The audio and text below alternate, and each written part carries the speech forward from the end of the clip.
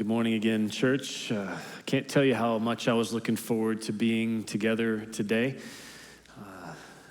We always need to be held up by brothers and sisters in the church, but some days you just feel it more than others. And so today is one of those days, and many of you have been aware that over the last few years, my family, extended family, has been going through a long season of trial involving my older sister. And so some of you don't know, some bring you up to speed a little bit. This is a picture of her with my hero grandpa at her high school graduation. And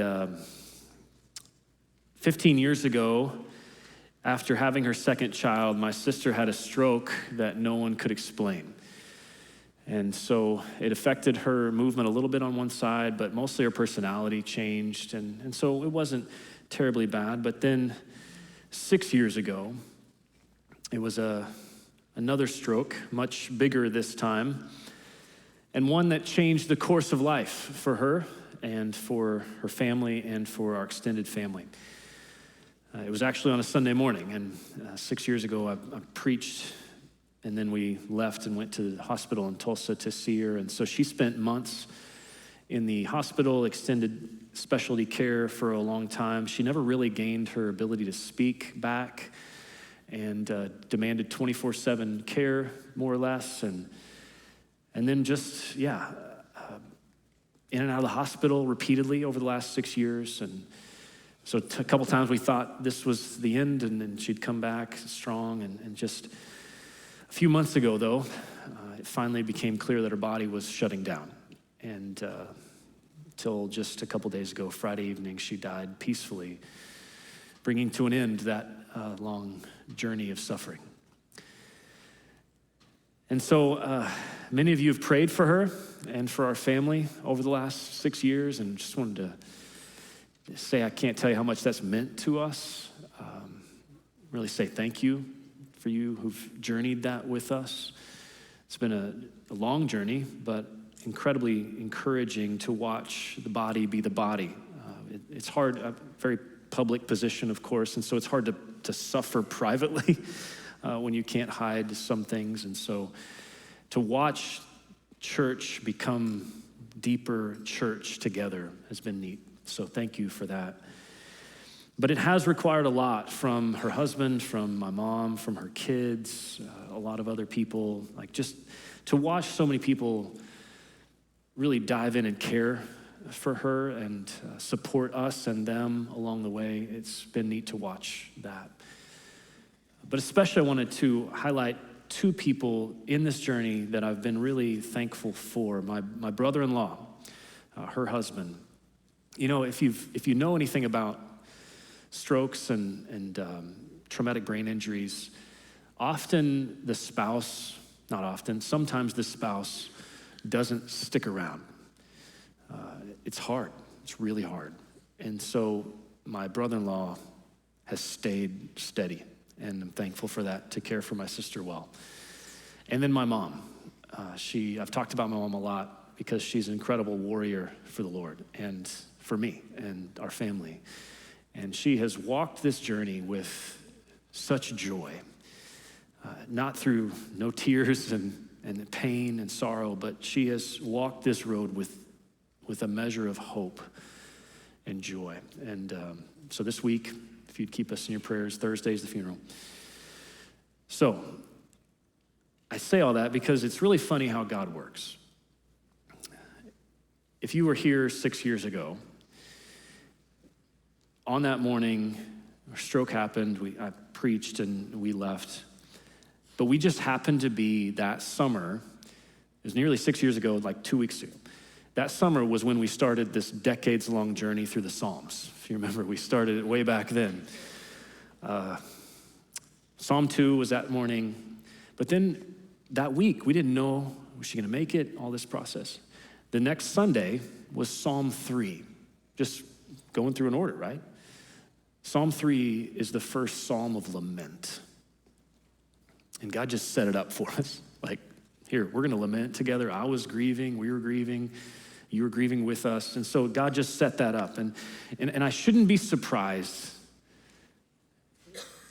because today,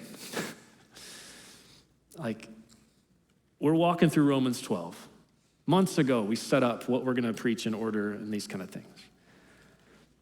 Last week was all about rejoicing in hope. Something more, eternity future. We can have joy today.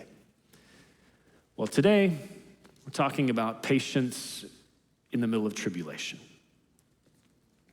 I don't think this is an accident.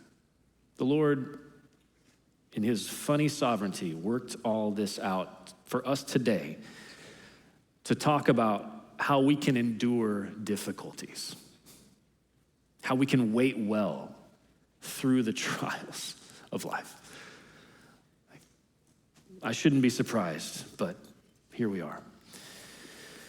And here's why this is important, not just for me, like, again, this is just raw, right? It's important for me to hear these things and to believe these things and to be reminded of these things, of course, but it's important, I think, for all of us, because I've heard it said this way: you're either coming out of a trial, in the middle of a trial, or about to go into a trial. Like, every one of us has been, is, or will suffer. Difficulties will come. It might not be as heavy as a family loss or persecution directly or a world war. It might not be any of that stuff, but all of us, none of us are immune to difficulties coming our way. I mean, Jesus said it himself, John 16:33. He said, in the world, you will have tribulation. Not you might, you will. Trouble will come, difficulties will come for every one of us. And if that's true, then we better know how we're gonna handle it.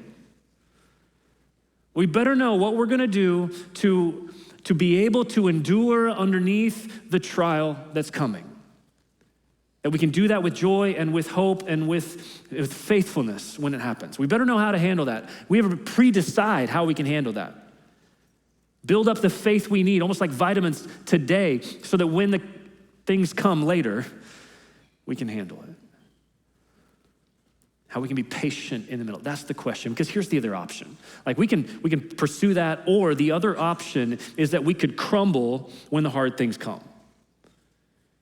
We could bail on faith. We could bail on all of this because our life isn't comfortable like we hoped God would make it. That's really, I mean, those are extremes, or those are two options we have, really. And so today we're gonna see this side, patient endurance. That's what we want.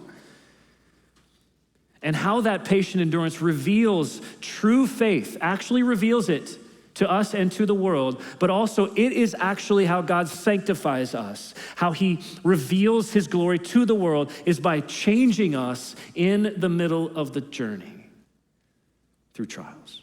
That's why this is so important. And we'll especially see that as we look at Romans 12, verse 12, just the second phrase of that verse. We're gonna keep going phrase by phrase through this chapter. But what we're gonna see, the phrase is be patient in tribulation. We're gonna look at what that word be patient meant originally. It's gonna teach us a lot about this idea of endurance. Because we hear patience, and we might think like just, sitting at a red light, being able to not get angry, like that's yes. But we're talking about something more than that. Because that word be patient originally meant to remain under. Like an umbrella, if you want to remain dry, you remain under the umbrella. But actually, it's also to remain under a trial, remain under a difficulty, a struggle, a test you're facing, that you're not looking to escape it. Not just looking for the way out, but in a God-honoring way, you are eager to learn the lesson that it was sent to teach you. That bravely, calmly, you endure. That's what it means to remain under, to be patient. And really, that kind of active endurance is a litmus test for authentic faith. Said another way, it reveals the genuineness of your faith. Like to remain steady, to remain underneath, to remain under the trial is endurance showing faith. Is it genuine or not? Is it real or not? If God has allowed this trial in your life for a purpose, right? God doesn't do anything without a purpose. If he's allowed this in your life for a purpose, will you remain under it as you trust him? As you look to him and say, okay, God, I don't understand, but I'm going to trust you, or will you bail? Because sadly, not all faith is true faith. You might have heard the news all the time talk about people of faith around the world. Well, if they have faith, quote unquote, in a false God, or in a false picture of the true God, that's not going to sustain them. That's not true faith. That doesn't last. That's not sufficient. So not all faith is true faith. This reveals the genuineness of it. But you also, not only just people of faith around the world, you also have many people within churches who don't have true faith. Because sadly, there's been a lot of false gospels presented in America especially. That just says something like God's this cosmic vending machine that if you just pull the right levers and have enough faith, enough belief, then God will give you whatever you want. Healthy, wealthy, wise, all those things, he'll give it to you if you just have enough belief. You believe hard enough. Listen, that doesn't have any framework for difficulties. It doesn't have any framework for when trials come in your life. It only causes doubts because then you're like, I'm questioning myself at that point. I don't have enough faith because I'm having a hard time. That is false.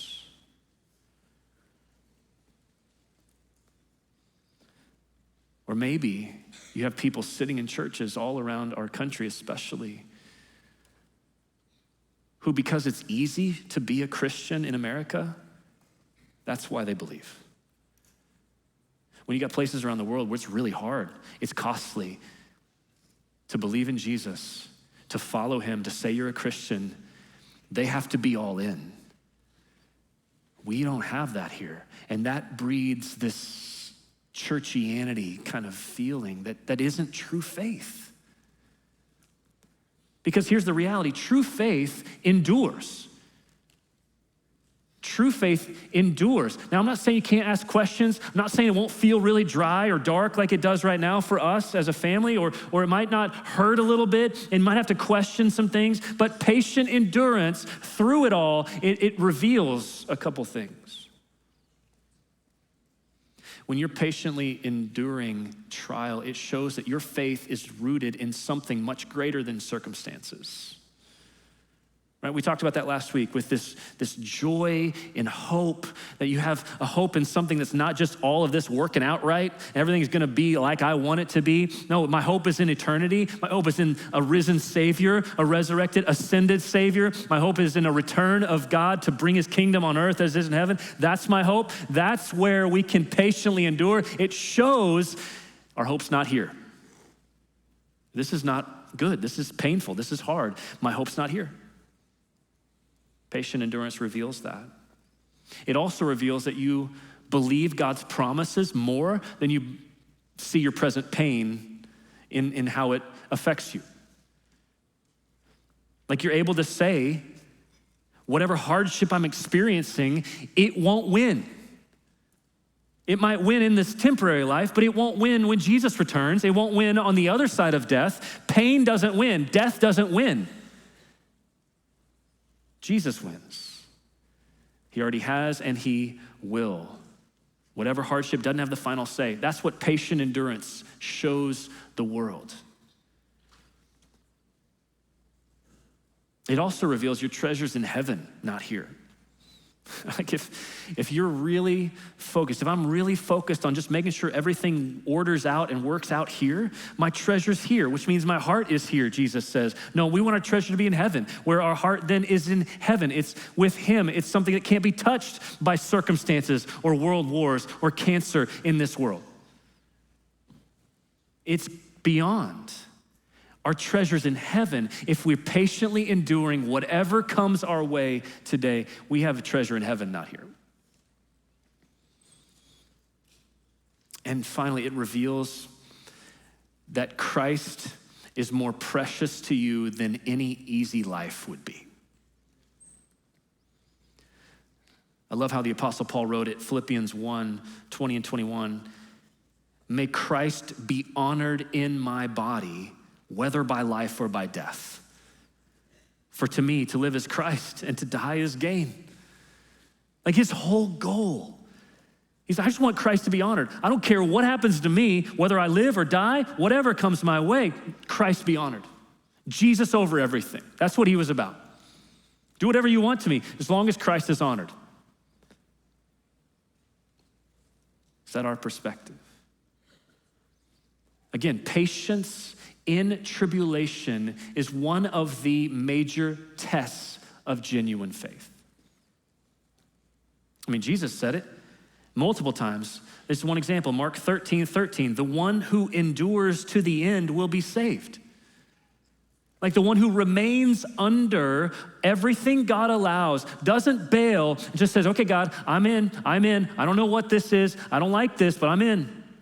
I believe you. I believe you're better. I'm in.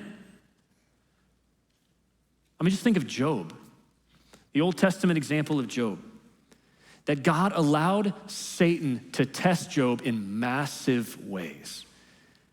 Like Job's a wealthy man. Like Job is the picture of everything American dream wants. Right? He's got all the money, he's got a great family, he's got the reputation, he's known well for he's got it all together. And then God allows Satan to test him, and he loses everything. He loses his children. He has boils on his skin, all of that. And yet, listen to Job. Job 13:15. Though he slay me, I will hope in him. Like, even if the worst thing comes where I am killed, I'm gonna remain under the trial because I'm trusting my God for resolution. I don't know what it looks like, even if it means I die. The resolution is I get to be with him. I'll see my Redeemer face to face, he said later. Like that's his hope. Not in, man, I hope I get my family back. I hope I get my stuff back. No, God, I'm trusting you. Even if it means the worst, I'm trusting you. I will praise you in the trial. Or think of how God's word describes people who are killed for their faith. This is the word martyr is thrown around. That's what people are killed for their faith. Revelation 12:11 says, they loved not their lives even unto death. Like they counted their life as nothing. Even with the whatever coming their way that was about to take their life. Like, it's not it. I'm gonna die, this isn't it. This isn't all there is. I love him more. I love Jesus more. I see Jesus is better. I'm willing to endure whatever it is here because Jesus is better. Is that our perspective?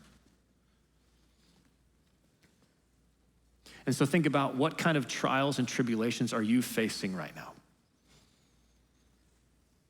Could be any number of things, right? I don't know all the stories in this room. I know some, but like, what are you facing right now? What trials, struggles, tribulations, difficulties are you facing right now? It could be a whole lot of things. It doesn't have to be as big as this that I'm talking. It could be all kinds.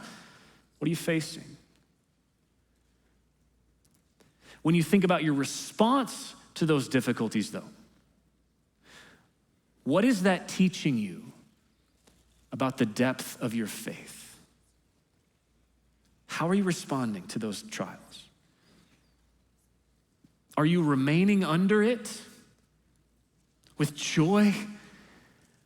Maybe not always a smile on your face, but with hope in the Lord. Are you remaining under it? Say, God, okay, I don't understand. I'm gonna follow you.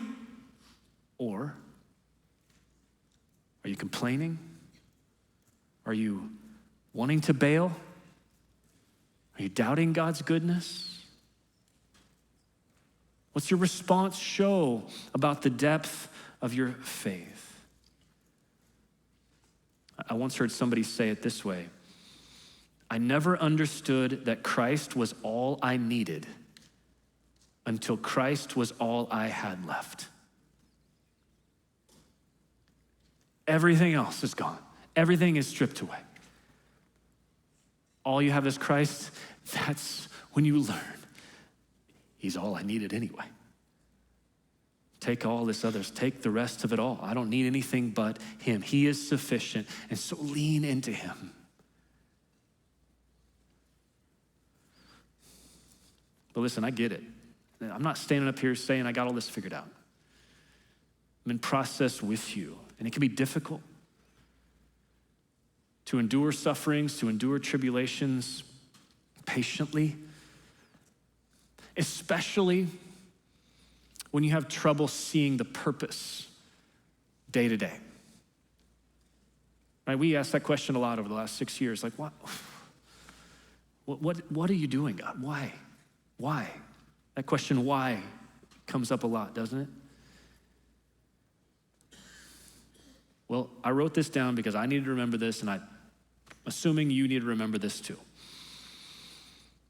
Those trials and tribulations that we face are not meaningless in the economy of a good God.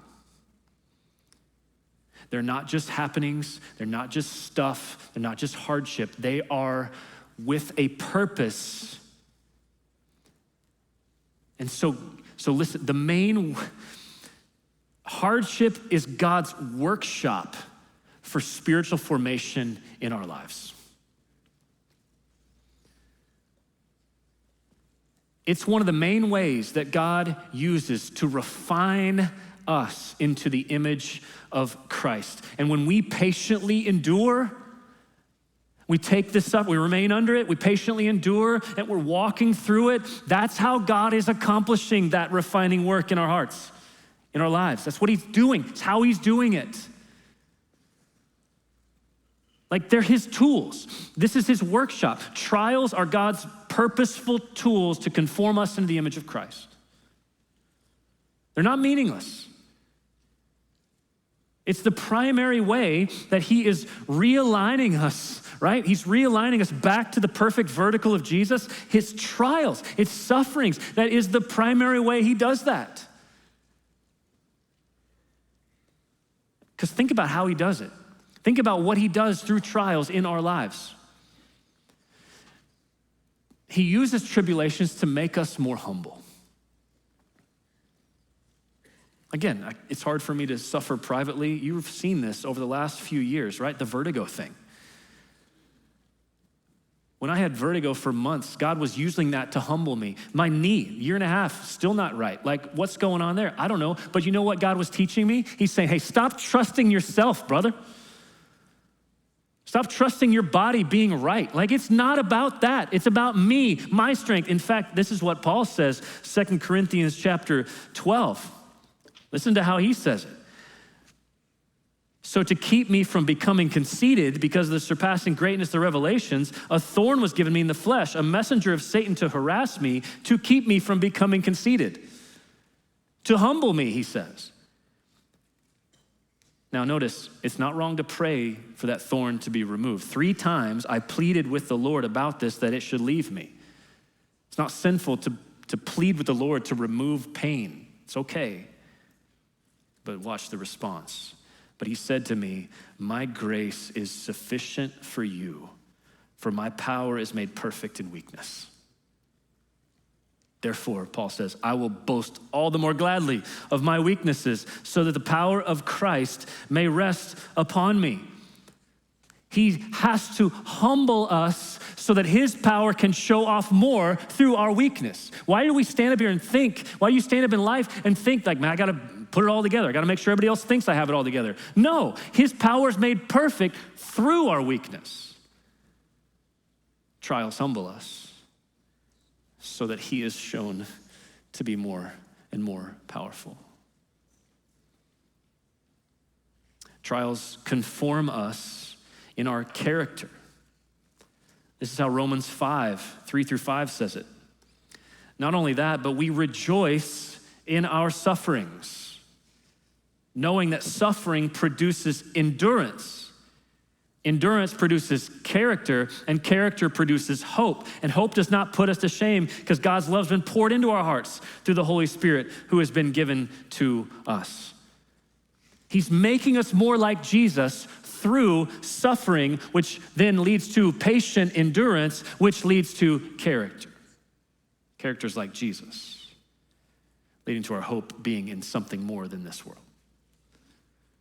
Right? That's what he's doing. He's doing that through suffering, and he's doing it so that we would know Christ more deeply, and we know Christ more deeply as we actually share his sufferings. That's Philippians 3, verse 10, that I may know him and the power of his resurrection. We want that, of course, and may share his sufferings, becoming like him in his death.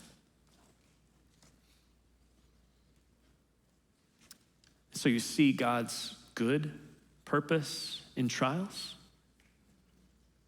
He's got a purpose. We can't bail on the process, though. Because if we bail on the process, we short circuit what God was intending to do in our lives through the pain. That's why I love James chapter 1, verses 2 through 4. It talks about this process. He says, count it all joy, my brothers, when you meet trials of various kinds. Like, count it joy. Do we do that? Hey, here comes a trial. Yes. Like, is that what we're, no, like, that's not us. But watch this. Count it all joy when you meet trials of various kinds, for you know that the testing of your faith produces steadfastness, endurance.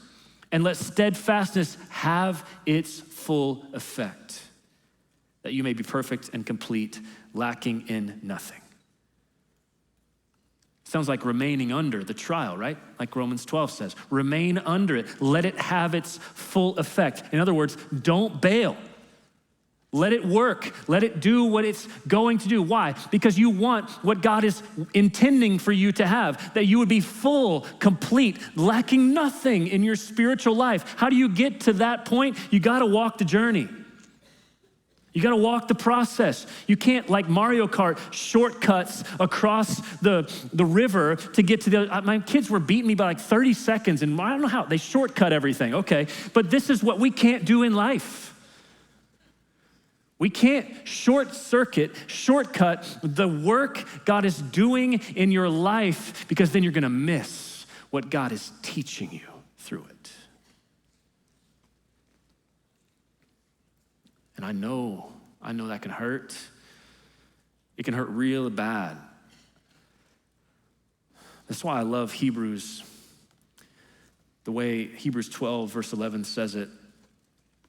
This is talking about disciplining our sin, but think discipline of formation, of life. It applies here. Watch this. For the moment, all discipline seems painful rather than pleasant. But later it yields the peaceful fruit of righteousness to those who have been trained by it. Like that's a process, training. It's not fun in the middle of it, but it yields fruit on the other side in big ways. You might not be aware of how they refine and purify gold.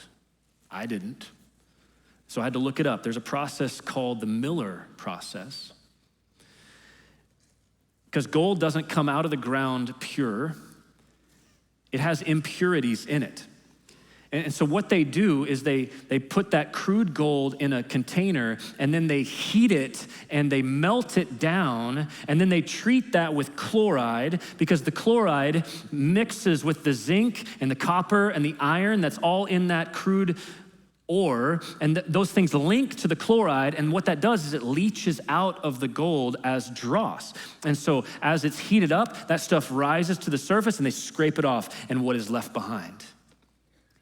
Progressively more pure gold. Heat it up, melt it down, mix the chloride in there, it leaches out the bad stuff, they scrape it off, more pure gold. Listen to 1 Peter 1, verses 6 and 7 describe a similar process in our lives. In this you rejoice, though now for a little while, if necessary, you have been grieved by various trials, so that the tested genuineness of your faith, more precious than gold that perishes though it is tested by fire, may be found to result in praise and glory and honor at the revelation of Jesus Christ. Did you see what he said? He said God is using the trials in our lives as the heat to refine us and purify us, removing the sinful dross in our lives so that we look progressively more like Jesus. Your trials have a purpose. Your trials are meant by God to refine you. But there's one more way that God works through our trials. Through our patient endurance in the trial, God uses that to display his glory to the world. He displays his glory through our patient endurance to the world around us. The Bible uses another word elsewhere for this idea of patience. It's the word long-suffering. We don't use that very often, but it is a very accurate term. Long-suffering. Hear me. Your long-suffering is a powerful apologetic for Christianity. It is a defense of our faith when you suffer long. When Christians endure trials with patient faith, they become living demonstrations of God's sustaining power and his supreme worth to a world that's watching. Like you are an example of what it means. It's evangelism through suffering. I think, man, why is my life so hard? Maybe it's like, no, instead, why did God give you such a platform from which to speak about his glory and goodness? Evangelism through suffering. An easy life may not have the best platform, but a hard life, struggle, trial, that shows the Lord off to the world around us. It's like what Paul said, 2 Timothy 2:10. He said, I'm gonna endure everything for the sake of the elect. Like for the sake of evangelism, to see the gospel go to those people that God's ordained to be saved, I'll endure whatever, everything. I don't care whatever you would do to me as long as people hear about the gospel. Man, that's a heart we want to have. I'll endure everything for the sake of the gospel going forth. Because here's what patient endurance does. Here's how it glorifies God. First, it shows God's power. Your supernatural ability to endure, it just proves that God's in you. God's grace is with you, that you can make it. Because people look at you like, how in the world did you go through that and still have joy? Only God. It proves God's grace and God's glory and God's power as you endure. It demonstrates God's worth. Like you think about persecution, your willingness to suffer rather than deny God is actually testifying to his glory. I wrote that and I thought of Peter. You remember Peter on the night Jesus was betrayed, the night before he was crucified? Jesus was taken and he arrested and he went through all these series of trials. Well, there was one scene where Peter was like outside around a fire with a bunch of people. And these people look across the fire at Peter and they're like, hey, I think you were with him, weren't you? How did Peter respond? I don't know him. No, man, I don't know that guy. I swear I never spent any time with him. I don't know who that guy is. What was Peter doing? Of course, he was denying Jesus, but what was he want? I'm right there with him, man. Like, what was he wanting to avoid? Getting arrested and getting crucified like Jesus was about to get. He was wanting to avoid suffering. He was just saying, man, that's gonna cost me a lot for me to stand up in the moment. But listen, in the moment, he didn't see Jesus as his most valuable treasure. He instead wanted comfort, to protect, to shield. when we endure patiently, what we show the world is that God is worth everything. Another way, it reveals God's character. Like, so think someone's oppressing, think someone's bringing a trial in your life. Your patient love for them, even when they're attacking you, is an illustration of God's patient love for us as his enemy. That he loved us. We don't deserve it. We shouldn't be loved, but he did anyway. When you take someone who's coming at you and you love them like Jesus has loved you, think of the way that shows God off to the world. Finally, it points to future glory. Like your hope and suffering today testifies to eternity. Remember, Jesus did say, you will have trouble here, but he didn't stop there. He said, you'll have trouble in this world, but take heart, I have overcome this world. There is a hope that is future. There is something that we're hoping and trusting and leaning on that is far beyond all this working out here. It is future oriented. That only comes when we have hope in him. Future glory, your patient endurance points to God's glory. So hear me, unbelievers are watching how Christians respond to tribulation. So what are they seeing? What are they looking at? How are they seeing Christians respond to trial? Do they see Christians flying off the handle? Spouting off, speaking negatively about groups of people, like really angry about things, complaining about this or that, or the way the state of the world is? Are they seeking revenge? Are they manipulating to get victory? Like, are they seeing Christians act like that? Or do they see believers with this joy and hope and love in the midst of suffering, in the midst of the world falling apart, in the midst of all these hard things? That is the response that can only be explained by a sovereign, good God working in those people. The other way is the way of the world. That's how everyone naturally responds. This is only supernatural. And it makes me think of the first martyr, Stephen. This is in Acts chapter 7. Stephen was being executed for defending Jesus, for defending the gospel. And as he is being killed, he looked into heaven and he looked at Jesus with joy. Like as the rocks are crushing his body, he looked up and he had a hope in something beyond all of this. He had a hope and a joy. His face was shining, it says. And listen, you know who was there? You know who was overseeing the whole process?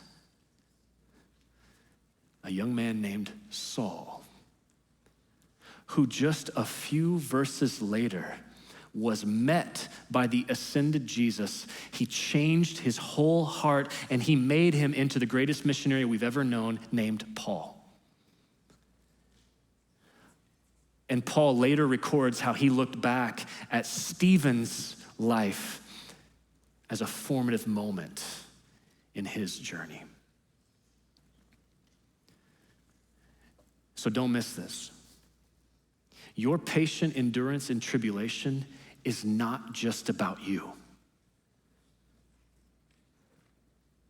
Yeah, you grow, you're refined, you're more like Jesus, your faith is proven like gold. Yes, those are huge, good, important things. But your endurance is also how the world around us knows about and sees and understands who God is. It's how they see. So think about the power of stability in a world of chaos. Think about how you keeping your head when everyone else is losing their minds, you're keeping your head, how that shows something very different in your trust in the Lord. And so just consider for a second how those who are watching you respond to trials. How do they see you handle those? How are they watching? How will they watch you handle tribulation? Are they seeing that Jesus is worthy of unwavering trust even in the darkest circumstances? Even when everything's falling apart, the world is going to war, everything's falling apart in your family, your body is dying, and they see you that Jesus is worthy of trust. Do they see that? And does your response to suffering communicate the worth of following Christ? Or are you only following because it's easy? Do you see him as worthy? Again, the struggles, see the purpose. It's how God is working in you. It's how God is working through you. So trust that your tribulation has some meaning, that he is not wasting your pain, and believe that the same Spirit who strengthened Jesus to face the tribulation he faced is the same Spirit that will strengthen you to face the tribulation you're facing. Lean into him for that. Here's the verse, Revelation 14:12. Here is a call for the endurance of the saints. The saints, Christians, here's a call. Endurance. Faith in Jesus is endurance. And so let's lean into them for that right now, for his help. If you would pray with me towards that end.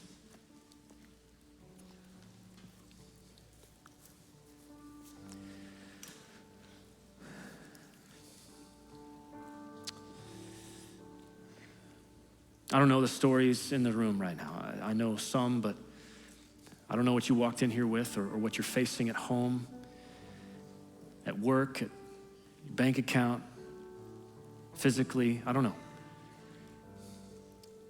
But God does. He knows what suffering feels like. Jesus took the suffering for us. So he's not some separated deity. He's involved. We sang Psalm 23 earlier. He's in the middle of the valley of the shadow of death with you. So in this, listen, in this, as you pray, run to him. Maybe you felt overwhelmed. Maybe you felt like you have no hope. Listen, there is hope. He's doing something in you, and he's doing something through you, no matter what you face right now. And maybe you've just felt like there's no way you can go on. My prayer has been that today God would fill you with his Spirit in such a way that you can't help but notice he has strengthened you more than you had yesterday. And then you run back to him, and tomorrow you're strengthened more than you were today and beyond as we go until the day he returns.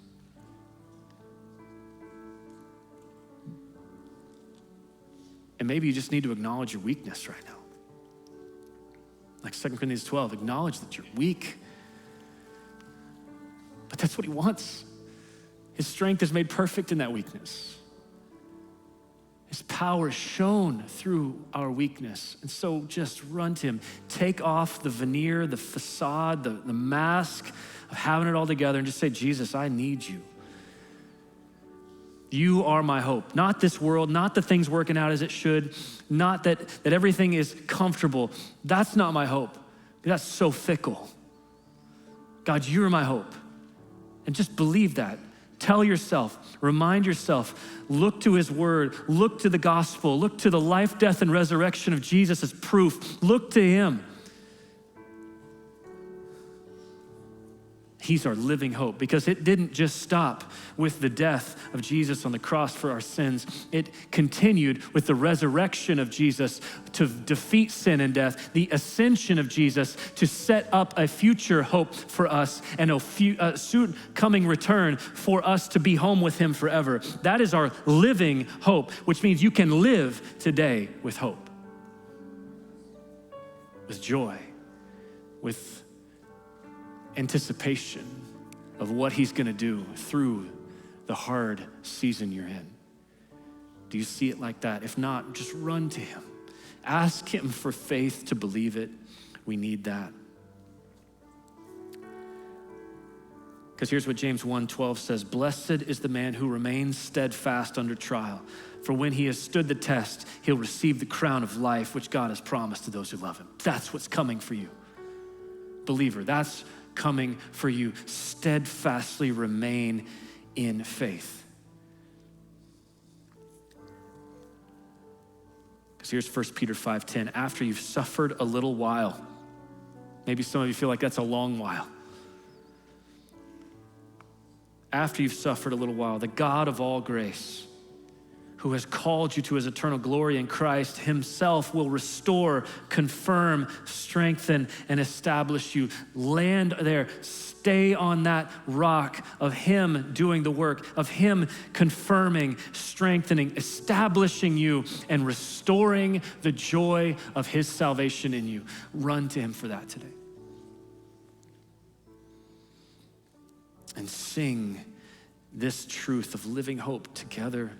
If you're able, let's stand and rejoice in that hope we have of Christ over all and in all. Let's sing for his glory.